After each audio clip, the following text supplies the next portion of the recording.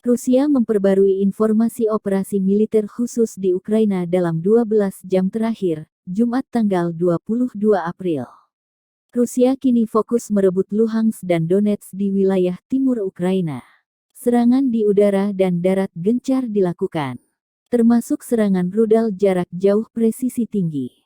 Operasional taktis dan penerbangan militer Angkatan Udara Rusia menghantam 64 aset militer Ukraina. Di antara mereka, 17 area konsentrasi tenaga dan peralatan militer Ukraina di dekat Krasny Liman dan Robisevo, serta 2 depot senjata rudal dan artileri di dekat Zaporozhye, kata juru bicara Kementerian Pertahanan Rusia, Mayor Jenderal Igor Konasenkov dikutip Tribun Timur.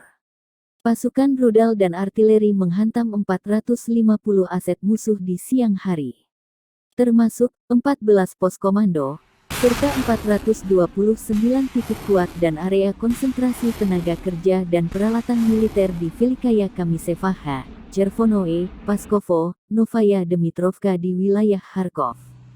Pertahanan udara Rusia berarti menembak jatuh 1 kendaraan udara tak berawak Ukraina di dekat Yasnu, Republik Rakyat Donetsk. Secara total, 140 pesawat dan 106 helikopter, 512 kendaraan udara tak berawak, 254 sistem rudal anti-pesawat, 2.422 tank dan kendaraan tempur lapis baja lainnya.